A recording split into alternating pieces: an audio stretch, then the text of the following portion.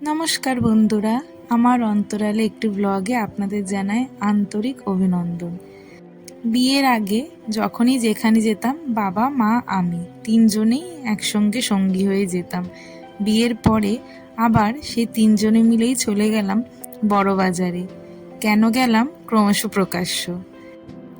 আমার মায়ের অনেক দিনের ইচ্ছা ছিল পিতলের ঠাকুর কেনা। না, পিতলের ঠাকুর ছিল না বাড়িতে এমন নয়, কিন্তু শাড়ি পরানো যাবে, জামা পরানো যাবে নিজের হাতে, সেরকম ঠাকুর কেনা হবে। তো সেই ইচ্ছা পূরণ করার জন্যই আমাদের বড় বাজারে আসা। আর পছন্দের জিনিস কেনা হবে, ভালো করে দেখে নেওয়া হবে না তা তো হতেই পারে না। আর সেটা যদি হয় ঠাকুর কেনার বিষয়, আরও ভালো করে যাচাই করেই আমরা নেব, সেটাই সবার ইচ্ছা থাকে। তো সেই কারণেই আমরা কয়েকটা দোকানে ঘুরে ঘুরে দেখে নিচ্ছিলাম। কোনো দোকানের কোনো একটা ঠাকুর পছন্দ হচ্ছে তো আরেকটা হচ্ছে না। ওই যে বললাম, একটু ভালো করে যাচাই করে দেখে শুনে নিতে যে হবে, সেই কারণেই। আর মায়ের শখ বলে কথা। তো জানেন, আমার মা ছোটোর থেকেই দেখতাম একটা ভাঁড় ছিল, লক্ষ্মীর ভাঁড়।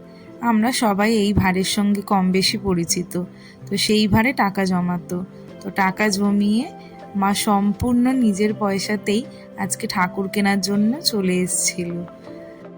তো কয়েকটা দোকান দেখার পরে আমরা আরেকটা দোকানে এলাম, মানে এই দোকানটায়।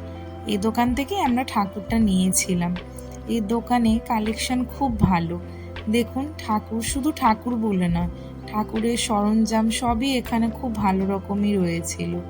তো আমাদের দেখুন কত রকম ঠাকুর দেখাচ্ছে, ছোট বড়। আমরা বড়ই নেব, তো তাও এটা সেটা আমরা দেখছিলাম একটু, কখন কোনটা ভালো লেগে যায়। যে বড় নিতে এসছি বলে বড়ই ভালো লাগবে তা তো হতে পারে না। চোখে একবার যেটা লেগে যায় সেটাই ভালো লাগে। তো বিভিন্ন রকম ঠাকুর দেখার পরে আমরা আমাদের পছন্দসই ঠাকুরটি পেয়েও গেলাম এবং নিয়েও নিলাম। মায়ের হাতে ছিল একটা ব্যাগ আর বাবার হাতেও ছিল আরেকটা ব্যাগ। দুটো ব্যাগই অসম্ভব ভারী ছিল। তো আমরা ঠাকুর নেবার পরে বেরিয়ে গেছিলাম ঠাকুরের অন্য সাজগোজের সরঞ্জাম নিতে। তারপরে নিয়ে আমরা বাড়ি চলে এলাম। আর ঘরে এসে দেখুন, সন্ধেবেলায় মা সন্ধে দিয়েই বসে পড়েছে ঠাকুরকে সাজাতে। রাধা কৃষ্ণ আর একটি লোকনাথ বাবার মূর্তি। আমার বাবা খুব লোকনাথ বাবার ভক্ত। তো সেই কারণে লোকনাথ বাবার তো পাথরের মূর্তি আগে ছিলই, তাও একটা পিতলের মূর্তি নতুন করে কেনা হলো। দেখুন ঠাকুরগুলোকে জামা কাপড় পরানোর পরে কি সুন্দর দেখতে লাগছে, পুরো পুতুলের মতো লাগছে। আর বিশেষ করে আমার তো লক্ষ্মী ঠাকুরটা এত পছন্দ হয়েছে, পুরো ঘরের একটা বউ। দেখুন কি অপূর্ব সুন্দর দেখতে লাগছে ঠাকুরগুলো। আর আমার মা তো খুব খুশি, কারণ মায়ের অনেক দিনের মনের ইচ্ছা আজকে পূরণ হলো। মা নিজের হাতে ঠাকুর সাজাচ্ছে, এই ব্যাপারটাতে মার এত মন ভালো লাগছিল। মা বারবার ঠাকুর সাজাতে গিয়ে বলছিল যে আমার অনেক দিনের শখ ঠাকুর তুমি পূরণ করলে, তোমাকে আমি সবসময় এরকম সাজিয়ে গুছিয়ে রেখে দেবো। তো আরেকটা আমরা গোপাল ঠাকুর নিয়েছিলাম। গোপাল ঠাকুর মানে আমার দিদিভাই, আপনারা তো আগেই জানেন যে দাদা দিদিভাইয়ের বাড়িতে গৃহপ্রবেশ হয়েছে। তো সেই উপলক্ষে আমার মা একটি গোপাল ঠাকুর কিনেছিল। ওই যে দেখুন সিংহাসনে বসানো রয়েছে। তো আর ঠাকুরের জামা কাপড়গুলো আমরা সব বড় বাজার থেকেই নিয়ে এসেছিলাম।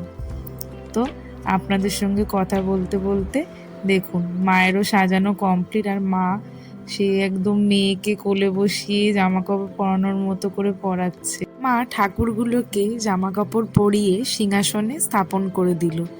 আর আমরা অন্য কোনো একটি শুভ দিন দেখে প্রতিষ্ঠা করব এরকমই মনস্থির করেছিলাম। আর মুখটা দেখে বুঝতে পারছেন কতটা খুশি হয়েছিল মা। আর মাকে খুশি দেখে আমারও মনটা খুব ভালো হয়ে গেছিল জানেন। তো আজকে এখানেই সমাপ্তি টানলাম। আমার অন্তরালে চ্যানেলটিকে সাপোর্ট করবেন, পাশে থাকবেন। দেখা হবে অন্য আরেকটি কোনো ভ্লগে। ধন্যবাদ।